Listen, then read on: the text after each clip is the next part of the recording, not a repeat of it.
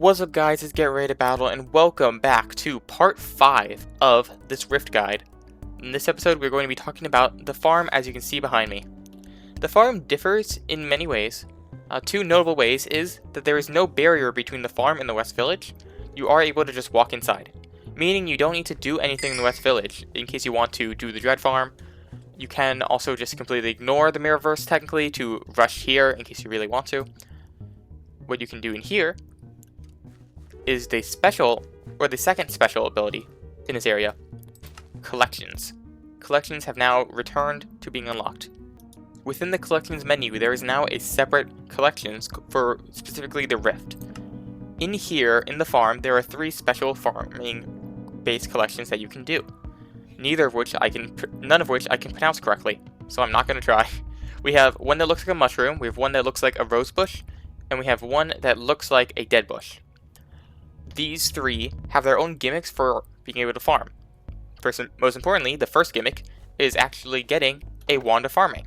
If you try to break any of them, like this one for example, it will say you need a special wand. To get the wand, you have to come over to Shania here, you talk to her, and she will get you a wand of farming. She will also give you a task to go fetch resources of these plants. Now, what are each plant, you may be asking? Well, let's start with the rosebush. The gimmick to farm the rosebush is you have to break them from top to bottom. If you break up top, it will disappear, and you eventually pop on the ground. If you try breaking from the bottom, nothing will happen no matter how hard you actually try to break. The collection for this is that at level 20, you get the ability to combine 20 of them together to make a stem bush. This is not able to be crafted back into it, but you will need 2 of it to complete the cow's quest. I already cannot remember her name. At 60, you will be able to craft this consumable. The consumable gives you 90 rift time that you can use once per rift. So you can, say if you're desperate for time, quickly get 30 of them, hopefully in under 90 seconds, and consume it to have an additional 90 seconds. Or you can craft it once, and then save it for a time when you might overestimate how fast you can complete something. At 150, you get Caddis Extract, which is a thing that you will require for future one. You will need 3 plumber's buckets, which unfortunately do not keep coming back, even though they say part 2, do it again because it's infinite, and 20 stems. The extract's use will be for a quest that happens in the village. You do not need to worry about it right now, but the village is the next area, so you should maybe just farm these just in case. On top of that, the 4th collection is the feeder. This is an additional type of pet food, which you're able to actually feed twice. Consumes an ultimate carrot candy, as long as you're willing to also spend an ultimate carrot candy. But this does work in the way that it improves how much experience you actually get, giving you an additional 10% of experience points, going from 1.5 million to 1.65 million, additional 10. And it's always good since you ought to spend bits to get these ultimate carrot candies. And you're able to use it twice in total, but it will take 20 hours after you use it. The recipe requires 7 stacks of these stems, and you need a collection of 500 to be able to unlock it, with the previous ones only being 150, 60, and 20. Second up is the dead bushes. The way to actually farm these requires working together with other dead bushes. For example, let me go to this smaller farm in the corner. You will see one dead bush that is glowing like this. To actually farm it, you will need to break this one that is glowing. When you break it, it will pass on to another dead bush. You will collect that one dead bush that was glowing, but the other ones are not. So you need to just keep repeating this process, and the ground will not replace until they're all broken. But once they all are broken, it causes that little explosion effect, and then a few seconds later, what will happen is they all come back. This is how you actually farm these. You can break them just one and leave, but it's easier to farm it in a group because then there will be less options for it to go and you can more likely chase after where it's going to be. The collection is relatively short, or at least shorter than the last one, needing only 400. The first one is a bunch of them. This one you're able to actually bring to the overworld. This is helpful because it's actually usable outside of just things within the rift. You're able to use this to improve your voodoo doll to making it a stronger quality. To craft it, you will need 20 wilted dead bushes, and you have to turn in 2 of them for the quest. On top of that, you will need even more for for items that are in different locations. In total, you will need 64. In total, you need 64 wilted bushes to be able to actually craft the Jinx Voodoo Doll. You also need a normal Voodoo Doll for that. It does improve the mana, improves the cooldown, improves the damage, improves how long the damage is. So it's better in every single way, other than the fact that it requires a lot more resources. Also a Voidling minion. After collection 1 is collection 2, giving you a blowgun at number 60. For this, you will need 20 times 3 for a total of 60 to make a blowgun. This blowgun lets you shoot an arrow that doesn't deal damage, except to chickens and puffs. Which means, I think the puffs do not show up until you reach late in, so it won't even tell you it does that. But normally when you try to hurt the chickens, it doesn't work. You try to punch them, they just fly up in the sky. Try to punch them while they're in their air, nothing happens.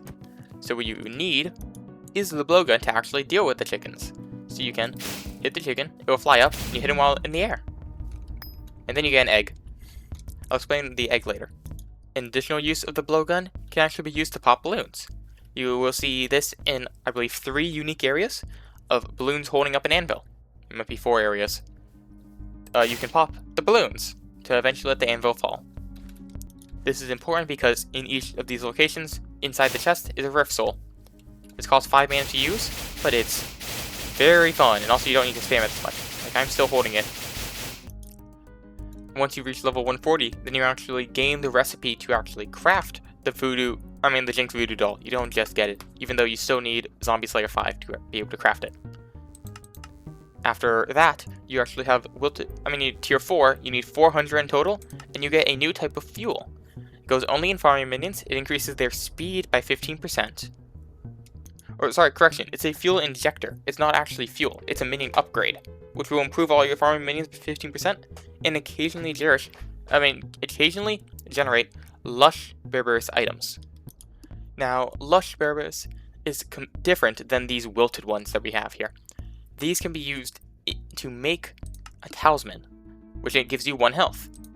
If you upgrade it to the ring, it will give you 3 health, but it will require enchanted versions, and a lot of them.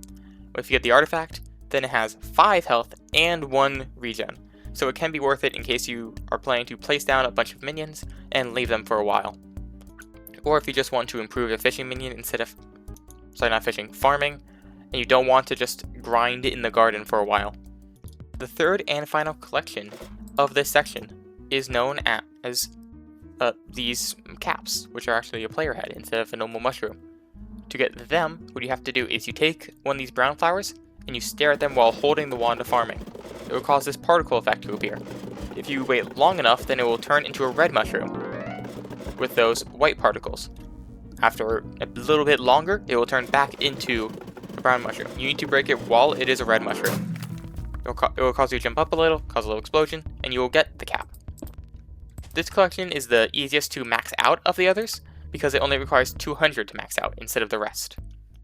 Like all the others, the first level of this 4-level collection is the ability to combine 20 of them into one higher version, which you will need 20 of to complete this quest. Once you reach level 60 in this collection, then you'll be able to craft some soup.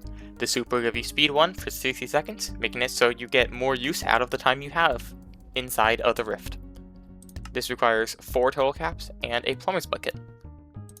After that, at tier 3, you have a cap, which is an improvement to the helmet you already have, giving you additional 20 seconds, and an additional extra time every time you kill a monster.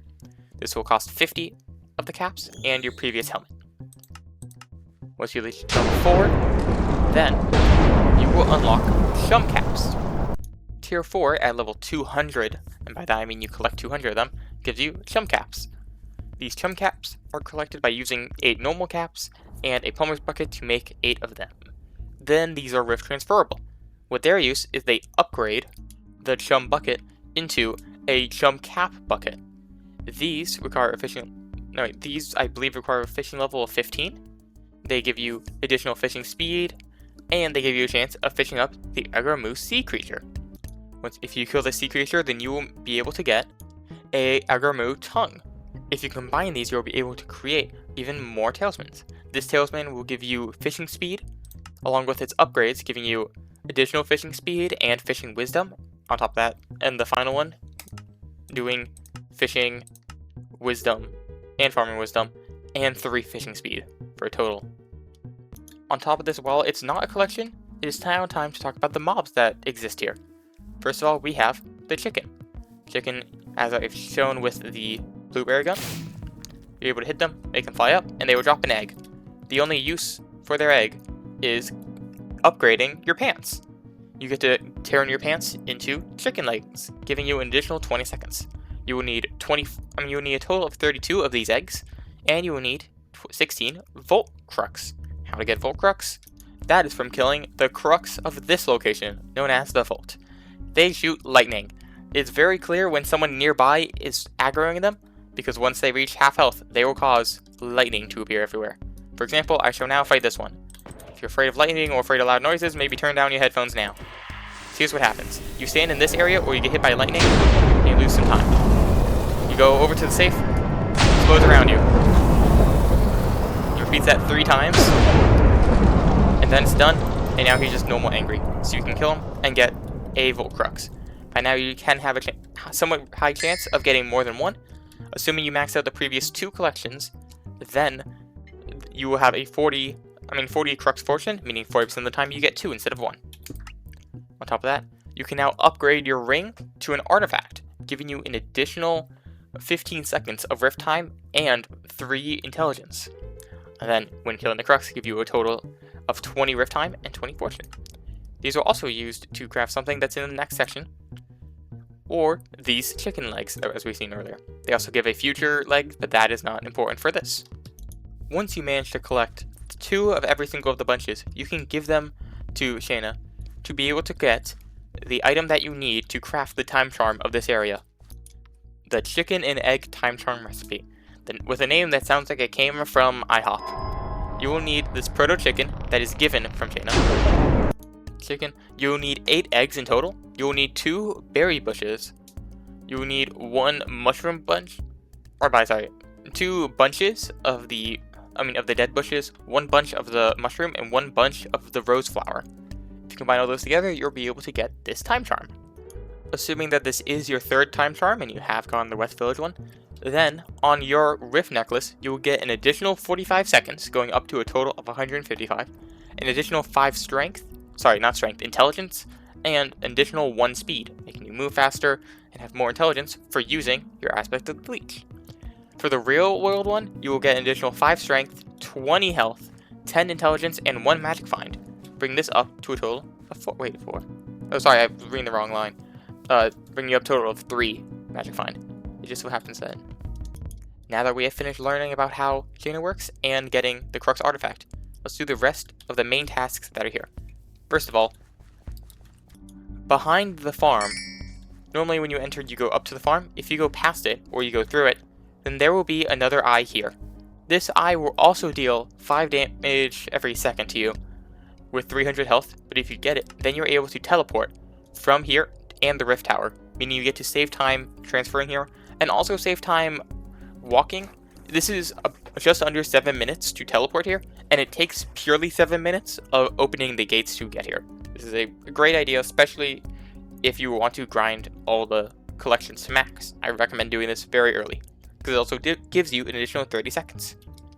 You will also need to return back to the lagoon, take advantage of the fact that you have gotten the eye, and bring 64 of these wilted berries over to Reed. That will complete step 2 of completing the boat, which will give you a whole 20 seconds of rift time, letting you be able to exist in the game even longer, right here.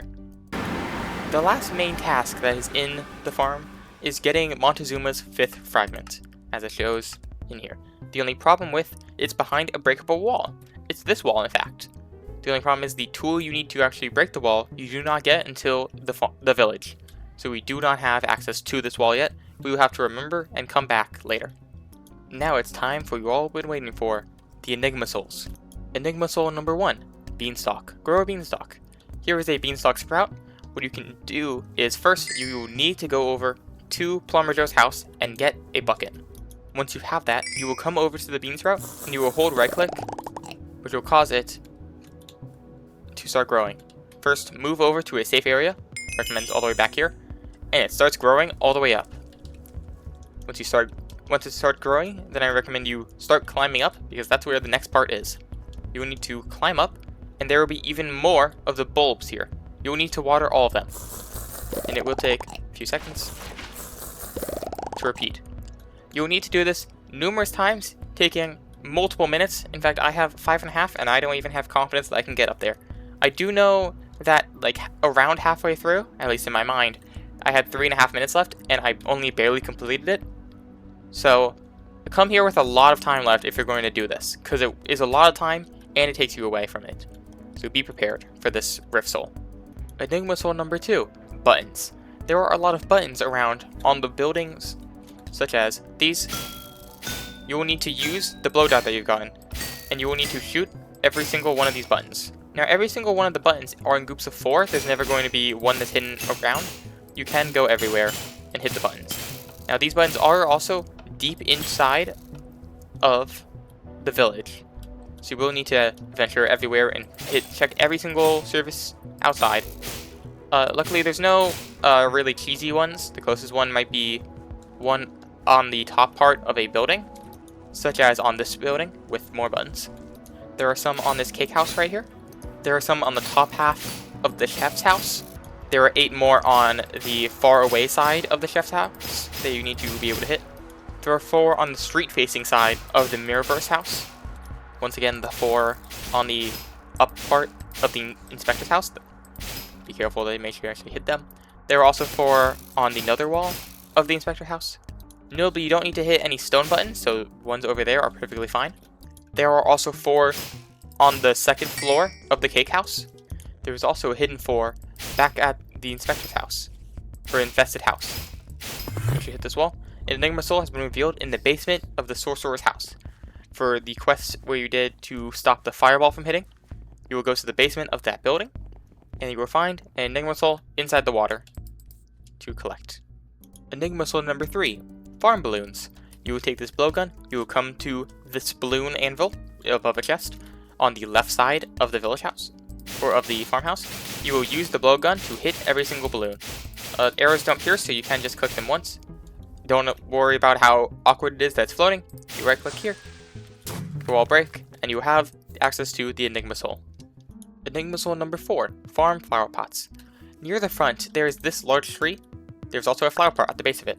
You will right click the flower pots in the same way you did previously, and you will try to teleport all the way up. I do not remember if you have enough mana at this point, but hitting that is dangerous. You will teleport up. There will be a little bit of parkour, which I cannot show you. You will follow them. After teleporting up there, you don't really need to use the teleport. You can just do parkour, and that will bring you to an Enigma Soul.